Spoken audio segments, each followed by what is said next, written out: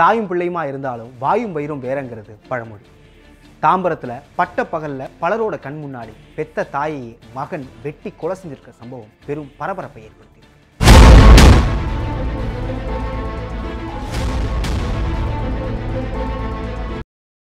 சென்னையின் புறநகர் பகுதியும் சென்னைக்கு நுழைவு வாயிலுமான தாம்பரத்தில் எப்போதுமே எறும்புகள் போல் மக்கள் கூட்டம் நெருக்கி தள்ளும்.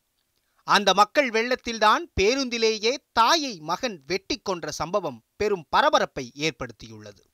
சென்னை கூடுவாஞ்சேரியை சேர்ந்தவர் முத்தம்மாள்.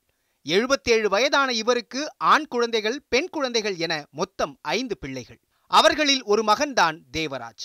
5 பேருக்கும் தனது சொத்துக்களை முத்தம்மா பங்கிட்டு கொடுத்த நிலையில் தேவராஜ் மட்டும் அதில் திருப்தியடையாமல் இருந்துள்ளார். அந்த வெறிதான் அவரை கொலைகாரனாகவும் மாற்றிவிட்டது. செங்கல்பட்டு நீதிமன்றத்தில் சொத்துக்கள் தொடர்பான வழக்கு நடைபெற்று வந்த நிலையில் அந்த விசாரணைக்காக நீதிமன்றம் வந்துள்ளார் முத்தம்மாள். விசாரணை முடிந்த நிலையில் குன்றத்தூரில் உள்ள தனது மகள் விஜயலட்சுமியின் வீட்டிற்கு செல்வதற்காக தாம்பரம் பேருந்து நிலையத்தில் நின்றிருந்த மாநகர பேருந்தில் ஏறி அமர்ந்துள்ளார். அவருடன் விஜயலட்சுமியும் இருந்துள்ளார்.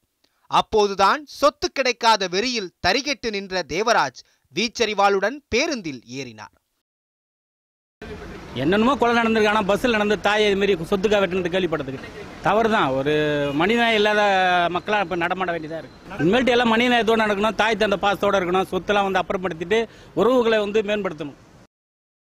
என்ன நடக்கப் போகிறது என்பதை யோசிக்கும் முன்பே தாய் முத்தம்மாள், சகோதரி விஜயலட்சுமி இருவரையும் அரிவாளால் சரமாரியாக வெட்டியுள்ளார் தேவராஜ். இதனை பார்த்து அலறி அடித்து சத்தம் போட்ட மற்ற பயணிகள் பேருந்தில் இருந்து இறங்கி ஓட்டம் பிடித்தனர்.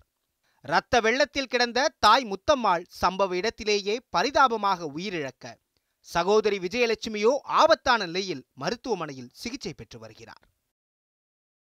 இது எப்படி பார்க்குறதுனா, ஒழுங்கா போலீஸ் பாதுகாப்பு இங்கே இல்லை. இப்போ கூட பார்த்தீங்கன்னா நைட் டைமில் வரும்போது ஏதோ ஒரே ஒரு போலீஸ் அங்கே இங்கே இருக்காங்க. ஸோ நம்ம இங்கே இப்போ ஸ்பீடாக ஏறுறப்போ கூட கழுத்தில் இருக்க செயின்லாம் பிடிங்கிட்டு போகிறாங்க, கேட்க கூட ஆள் இல்லை.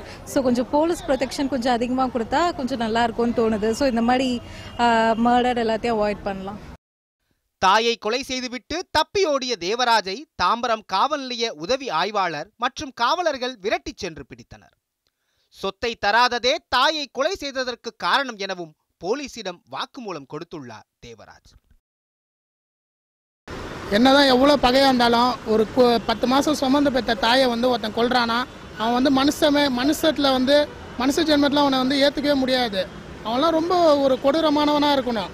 அவன் மனசில் ஒரு பாசம் நேசம் எதுவுமே இல்லாதவனை ஒருத்தனாதான் இருக்கணுமே தவிர அவனை மனுஷ லிஸ்ட்லேயே சேர்க்க முடியாதுங்க. தேவராஜ் மீது கொலை வழக்கு பதிவு செய்த தாம்பரம் போலீசார் அவரை ஆலந்தூர் நீதிமன்றத்தில் ஆஜர்படுத்தி புழல் சிறையில் அடைத்துள்ளனர். தாய்ப்பால் குடித்தது போதாதென்று தாயை அரிவாளால் வெட்டி கொன்ற மகன் தாயின் இரத்தத்தையும் ருசி பார்த்த சம்பவம் அம்மா என்ற புனித பந்தத்தையே அடியோடு அழித்து விட்டதுதான் வேதனையிலும் வேதனை. உதயா, நியூஸ் 7 தமிழ், தாம்பரம்.